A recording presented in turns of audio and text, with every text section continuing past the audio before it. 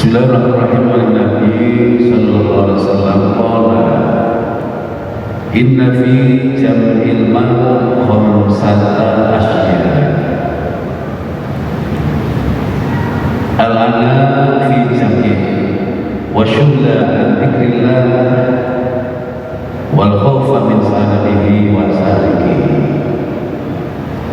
Inna fi jam'il mali satemene iku ing dalem ngumpulno harta benda. Khamsata asya ono 5 perkara. Mengumpulkan harta benda ini ada plus dan minusnya. Di perkara yang tercela tapi yang minusnya pertama, al-anamu fi jam'ihi, yang pertama itu sengsara fi jam'ihi ing dalem ngumpulaken harta benda. Kita mengumpulkan susah payah dengan bekerja, dengan aktivitas segala macam, profesi kita masing-masing ini membutuhkan waktu, membutuhkan keahlian. Wasulah nomor 2 yaitu ketungkul andikrillah saking eling marang Gusti Allah, yaitu dengan mengumpulkan harta benda ini terkadang kita ini terlupa dari mengingat pada Allah Subhanahu wa Ta'ala. Diislahihi dengan mengelola, mengumpulkan harta benda ini terkadang kita banyak yang sampai terlena, yaitu lupa pada pikir pada Allah Subhanahu wa Ta'ala. Yang ketiga, wal khawfa min salibihi, yaitu khawatir atau ketakutan min salibihi saking wong kang merampok harta, wasarihi dan wong kang nyolong harta. Itu kekhawatiran, itu adanya mencuri, adanya merampok, adanya maling, sehingga membutuhkan penjagaan, membutuhkan orang yang menjaga. Yang ketiga, yang keempat, latimanas bil bakhil, lan memberi nama bakhil linafsihi kedua awak dhewe wong. Itu dengan adanya mengumpulkan harta benda ini, kalau tidak ditasarufkan sesuai dengan syariat agama, kadang ini malah menjadikan orang tersebut itu diberi predikat orang yang bakhil, orang yang kikir, kalau tidak digunakan yang sesuai dengan syariat agama. Kemudian yang kelima, wa muqaddatu sholihin, lan misai pira-pira wong kang saleh min ajli saking arahe harta benda. Itu karena harta ini maka seseorang ini terkadang malah menjauhi dari orang yang saleh. Kadang ada seperti itu. Ini pengaruh dari harta benda kalau tidak sesuai dengan yang kita dengan syariat agama Islam. Nah sebaliknya, kalau misalnya digunakan untuk yang kebaikan, untuk kemaslahatan umum, ditasarufkan sesuai dengan yang dikehendaki oleh syariat, maka ini juga bisa menjadikan positif dari harta. Jadi tentang harta benda. Oleh itu bagi kita semuanya ini supaya bisa mengimbangi dengan adanya kita mencari harta ini adalah ya perintah dari syariat, perintah dari agama kita mencari harta, itu untuk kepentingan kebaikan. Jangan sampai 5 hal ini malah menjadi kenegatifan, menjadi hal yang tidak baik, menjadi dampak negatif dari kita yang mempunyai harta itu. Kemudian selanjutnya untuk mendapatkan harta benda, yaitu kita semuanya untuk 5 perkara lain yang terkunci dalam melepas harta. Artinya kita tidak terlalu banyak mendapatkan harta, tidak terlalu banyak mencari harta. ini juga ada plus dan ada minusnya. Nah, kita ini supaya tahu ada hal-hal yang kurang baik di dalam kita mencari harta, dan ada kebaikan untuk kita tidak terlalu banyak mengejar harta. Ini ada 5 juga roh atau nafsi. Yang pertama yaitu kesenggangan, dan yaitu kesibukan mencari kita enak untuk tidak tergesa-gesa, tidak tersibukkan untuk mencari harta benda. Kemudian yang kedua, wal faragha li dzikrillah min dzikrihi, yaitu kesempatan untuk pikir pada Allah, kesempatan pada ingat pada Allah, mendekatkan diri beribadah pada Allah Subhanahu wa taala. Kemudian yang ketiga, wal amla min salibihi, dengan kita tidak mempunyai harta, bagi kita yang memang ditakdirkan oleh Allah ya tidak mempunyai harta yang banyak, ini tidak banyak kekhawatiran dari orang yang mencuri, dari orang yang merampok dari harta, karena kita tidak mempunyai banyak harta. Yang keempat, batisa basbil karim li nafsihi, itu dengan harta itu aman. Kita tidak disebut orang yang bakhil, tidak disebut orang yang kikir, tapi disebut orang yang mulia. Orang yang mulia karena dengan kita tidak punya harta, tapi kita ibadahnya ini lebih banyak, sehingga kita konsentrasi untuk beribadah ini lebih banyak. Kemudian yang kelima yaitu wasohat dan aswalidin, yaitu kita bersahabat dengan orang-orang yang orang soleh. Para hadirin juga semuanya yang kami muliakan, makanya kita ini diperintah oleh Allah Subhanahu wa taala untuk bekerja. Ikhtiar itu untuk bekal di dalam kehidupan kita, karena dunia itu merupakan sawah ladang. Mazra'atul akhirah menjadi sawah ladang untuk kepentingan akhirat, untuk kepentingan akhirat. Nah, itu kita ya diperintahkan untuk berusaha. Dengan kita mempunyai harta, maka bisa kita menjalankan apa yang menjadi perintah-perintah untuk bekal ibadah, untuk kepentingan keluarga, untuk pendidikan keluarga, untuk kemaslahatan masyarakat dan lain sebagainya. Dan ini kita kalau ditakdirkan banyak harta, ini kita juga ditasarufkan sesuai dengan yang disyariatkan, sesuai dengan yang dianjurkan oleh agama. Baik, para bapak semuanya yang kami muliakan, makanya pada suatu Sayyidina Ali pernah ditanya oleh para sahabat atau oleh santri-santrinya, al-ilmu afdalu amil. Itu ini perbandingan antara harta dan ilmu pengetahuan. Jadi antara ilmu dan pengetahuan ini ada perbedaan. Nah, kita semuanya diajarkan untuk mencari ilmu. Yarfa'illahu alladziina aamanu wal ladziina utul ilma darajat. Allah mengangkat derajat 2 golongan, yaitu orang yang mempunyai ilmu dan juga yang kedua ilmu derajat, beberapa derajat orang-orang yang beriman dan orang yang berilmu.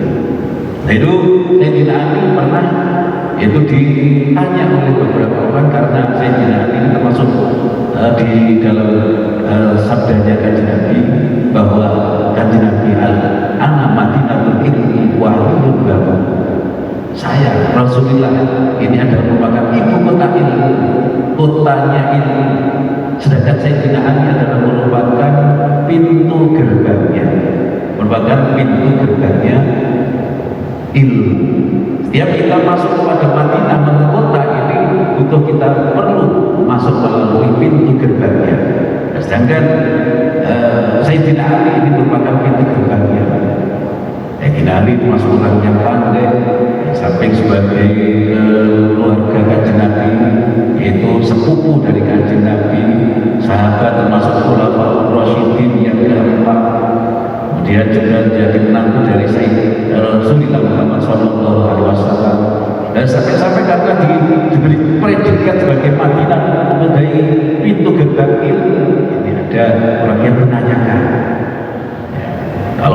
sana ada 10 orang yang menanyakan pada Sayyidina Ali, masing-masing mempunyai satu pertanyaan yang sama. Kalau Sayyidina Ali bisa menjawab dengan jawaban yang berbeda, jawaban yang bagus, maka mempercayai bahwa benar-benar Sayyidina Ali ini adalah merupakan pintu gerbang dari ilmu. Nabi Muhammad SAW yang memberi predikat seperti itu, makanya ini ada 10 tokoh, 10 orang yang mencoba bertanya pada Sayyidina Ali. Ayat Allah ilmu atau harta yang lebih utama. Kemudian jadi Sayyidina Ali pada orang yang bilang yang pertama itu, ilmu lah yang lebih utama daripada harta. Apa sebabnya? Karena ilmu ini adalah merupakan warisan dari para nabi, warisan daripada Rasul. Nabi-nabi ini diperintah oleh Allah Subhanahu wa Ta'ala, diutus ke permukaan bumi ini, diberi tugas untuk tabligh risalah, menyampaikan kerasulan, menyampaikan ilmu, menyampaikan keagamaan.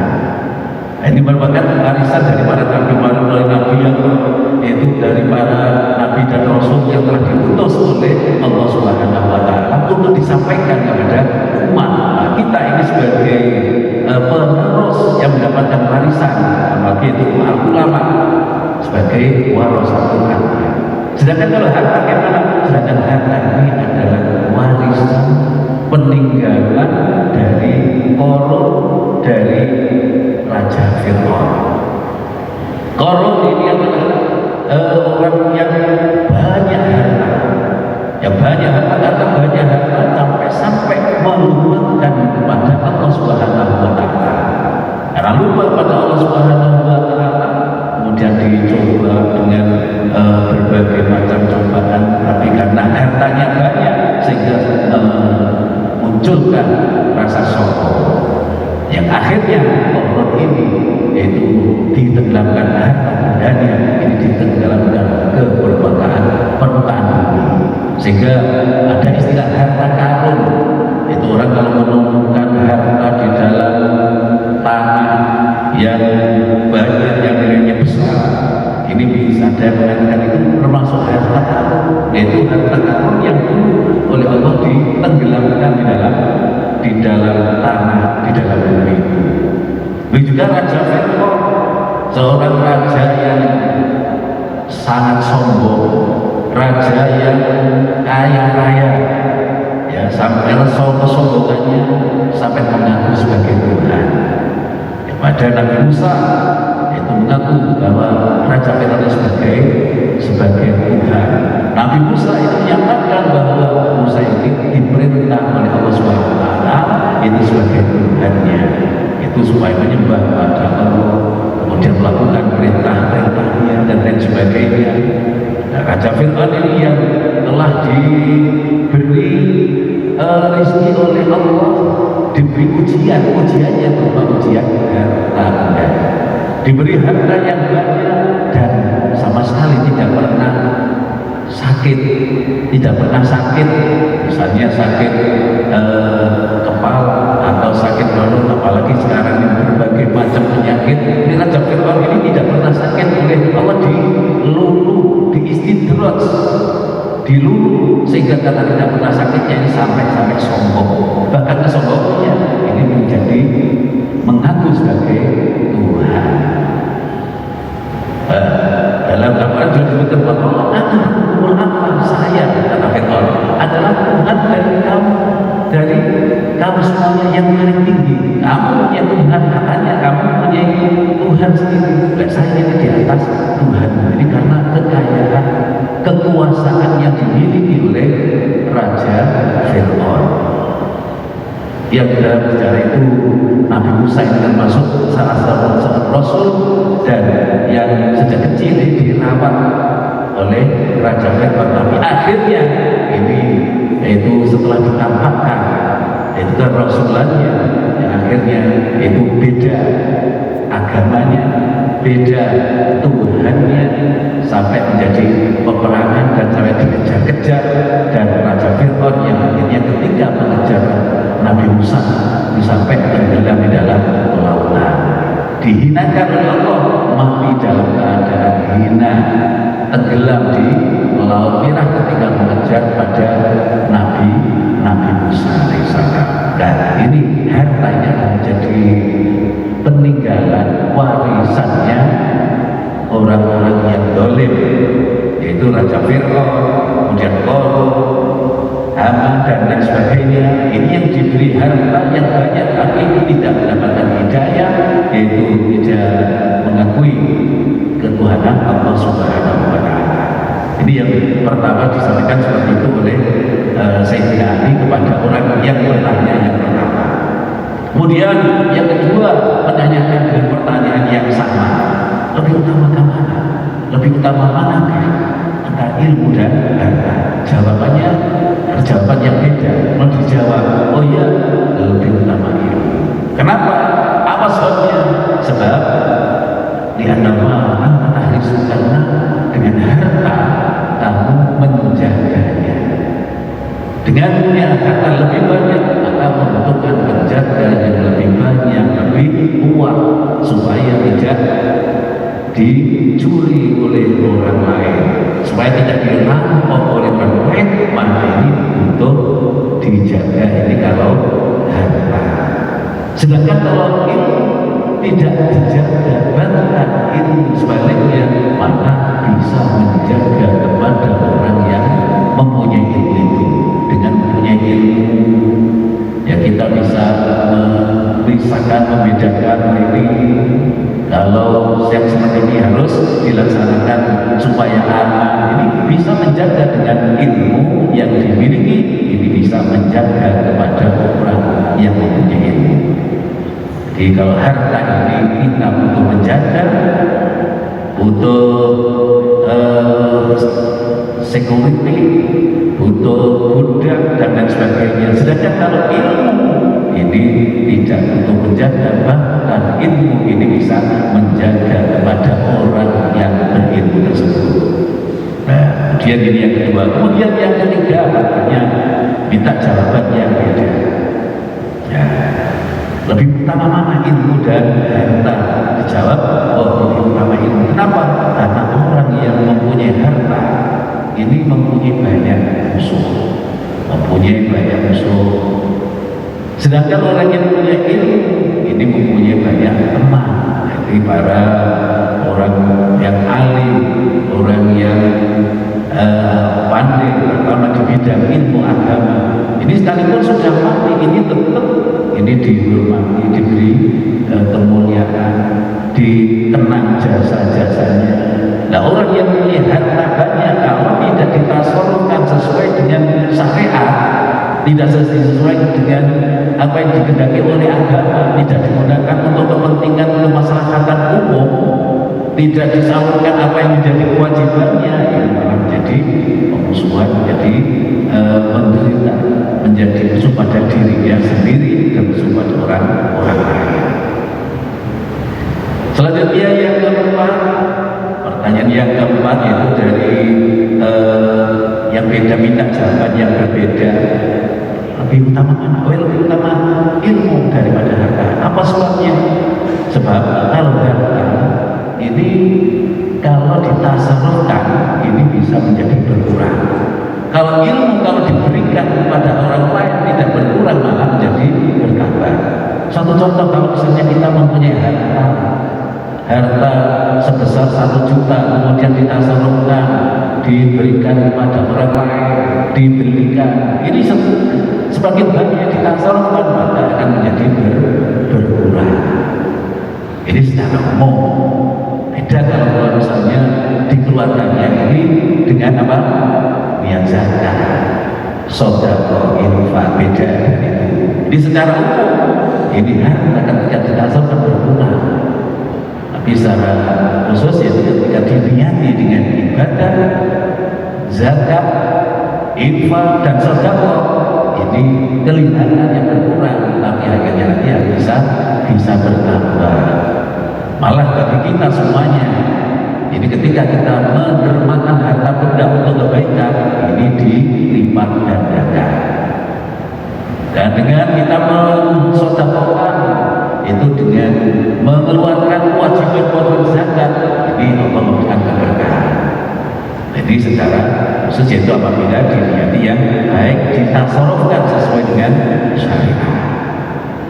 Dan kalau ilmu ini ya diberikan kepada orang lain, maka semakin banyak. Satu ilmu pengetahuan misalnya, saat orang kita menyampaikan kepada keluarga, menyampaikan kepada masyarakat, ini semakin banyak orang yang mendengarkan, maka ilmu ini akan menjadi lebih banyak.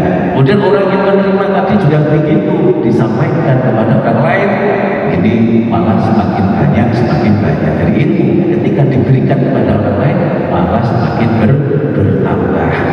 Jadi bertambah banyak. Yang keempat, kemudian yang kelima, jawabannya kalau ilmu itu lebih utama daripada harta, yaitu shahibul mal yudha bismil budi, sebagaimana tadi yang saya sampaikan dalam makalah tadi, yaitu orang yang mempunyai harta tapi tidak dimanfaatkan, tidak ditasarufkan untuk kepentingan kebaikan, kepentingan umum, zakat, infak dan sejenisnya, maka ini dikenal dengan orang yang bakhil, orang yang kikir. Jadi kalau tidak ditasarufkan untuk kebaikan, untuk pembangunan masjid, untuk pembangunan tempat ibadah, tempat pendidikan, untuk sarana umum, kalau tidak digunakan ilmu, maka orang seperti ini dikatakan oleh yang bakhil. Wasofibul ilmi habis min ikraman ikdor, sedangkan orang yang mempunyai ilmu ini diberi gelar, diberi julukan orang yang mulia, orang yang itu agung, itu al-mukarram, biasanya gitu, orang yang dimuliakan, yai al-mukarram, yai dan seterusnya. Ini karena mempunyai ilmu. Nah, yang kelima, sehingga kita ini diusahakan kalau bisa dua-duanya, harta punya, harta banyak, ilmu juga banyak, sehingga ini dimanfaatkan untuk kebaikan-kebaikan, sehingga termasuk orang yang dimuliakan, orang yang mukarram, predikat yang bakhil dibalik menjadi dengan orang yang dermawan, orang yang banyak harta tapi ditasarufkan untuk kebaikan. Selanjutnya yang keenam, yaitu kebaikan atau utama ilmu daripada harta. Sebabnya, jadi yang keenam dijawab, li'anal ma yakhsha alaihi minasar, yukhsha alaihi minasarik, wal ilm la yukhsha alaihi.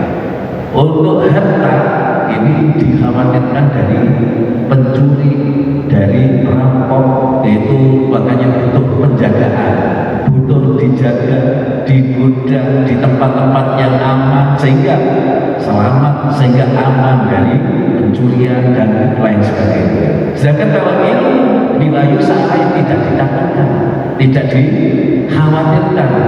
Orang yang mempunyai ilmu kemudian mencuri, nggak mungkin, nggak bisa. Dalam keterangan yang lain bahwa ilmu ini bisa berkurang, ini ya tidak langsung seseorang yang asalnya berilmu, asalnya pandai menjadi langsung menjadi bodoh, tidak. Asalnya orang yang pandai kemudian langsung menjadi bodoh, tidak. Sebagian besar begitu. Tapi Allah menghilangkan ilmu dari seseorang ini adalah dengan dimautin ulama, dengan matinya para ulama, para cendekiawan ini meninggal dunia, maka ini berkurang orang tadi. Walaupun ilmunya ini telah disebarkan sudah lama, disebarkan kepada masyarakat, ini semakin banyak, tapi dari pribadi orang yang mempunyai ilmu ini karena dengan wafat tadi hilang dari orang tersebut. Makanya ini mengingat jasa-jasa para ulama, ya, ilmu yang dimiliki oleh para pendahulu dulu ini lebih banyak. Kenapa? Karena ilmu, ya, kecerdasan orang zaman dahulu pada zaman kemudian para tabi'in dan seterusnya, ini semakin semakin berkurang, sehingga dulu ini salah seorang kiai, salah seorang sahabat tabi'in ini mengumpulkan ilmu-ilmu pengetahuan, mengumpulkan hadis sampai dengan mengarang kitab-kitab ini sampai beberapa buku, beberapa juz. Ini kecerdasan dari ulama dulu. Nah, kita sekarang ini tinggal menikmati, jangankan kita mengarangnya, dan kita menyusun mengarangnya. Ini kemampuannya sudah jarang, tidak seperti zaman dulu. Itu kita berupaya untuk mempelajari dari ilmu-ilmu orang-orang yang terdahulu dengan ilmu yang telah dibukukan, yang disebarkan, ya, kita mewarisinya dari warisan dari ulama, kemudian diteruskan oleh generasi-generasi penerusnya. Nah, ini yang keenam. Kemudian yang ketujuh yaitu ilmu ini lebih utama daripada harta. Sebabnya apa? Sebabnya kalau orang yang mempunyai harta, maka nanti akan dihisab pada hari kiamat, nanti akan dimintai pertanggungjawabannya. Semua harta yang dimiliki ini dimintai pertanggungjawabannya. Semakin banyak harta yang dimiliki, maka semakin banyak nanti RPJ atau pertanyaannya. Dulu hartanya itu dari mana saja, dari hasil yang halalkah atau hasil yang tidak halal, dari hasil yang pekerjaan yang baik atau yang tidak baik, ini dipertanyakan dan nanti akan dinilai oleh malaikat. Kemudian setelah mempunyai harta itu dimanfaatkan untuk apa? Untuk kebaikan ataukah untuk yang lainnya? Kalau misalnya hartanya ini digunakan untuk kebaikan, ya, untuk kemaslahatan zakat, infak, kemudian untuk pembangunan masjid, pembangunan sarana-sarana umum, kepentingan-kepentingan umum, nah ini nanti termasuk apa? Termasuk harta yang barokah, termasuk amal jariah yang sehingga sekalipun sudah mati, harta tersebut ini masih tetap dirasakan, masih tetap mendapatkan kiriman pahala. Kita menyumbang untuk kepentingan masjid, kepentingan pendidikan dan sebagainya. Nah, ini untuk itu harta yang ditasarufkan untuk kebaikan, nanti hisabnya ini tidak begitu rumit. Tapi kalau misalnya harta ini digunakan untuk kemaksiatan, nanti akan berdampak kepada dirinya orang itu sendiri. Jadi di hari kiamat besok akan dihisab, akan lebih lama daripada orang yang tidak begitu banyak hartanya. Sedangkan orang yang mempunyai ilmu ini bahkan bisa memberikan pertolongan kepada orang lain, yang memberikan syafaat, memberikan pertolongan kepada orang lain ini karena mempunyai ilmu. Ya, orang yang mempunyai hak untuk memberikan syafaat, ya, selain Rasul, Nabi, kemudian para wali, kemudian para ulama, para kiai. Makanya apalagi sebelum Ramadan, menjelang Ramadan ini, kita ini banyak sekali yang ziarah pada makam-makam para wali, ziarah pada makam-makam para ulama, ziarah para ambiya, dan sebagainya. Anjuran yaitu untuk banyak itu minta syafaat, memberikan syafaat dari para nabi, dari para ulama. Di harta ini nanti malah memberatkan tentang hisabnya, sedangkan kalau orang mempunyai ilmu ini nanti bisa memberikan pertolongan kepada orang lain. Selanjutnya yaitu yang kedelapan, bertanya apa itu antara ilmu dan harta. Oh, lebih banyak, lebih afdol ilmu. Sebabnya apa?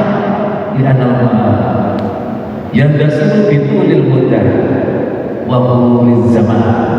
Sebabnya harta benda ini bisa rusak apabila semakin lama semakin rusak, akan sirna, ya akan rusak.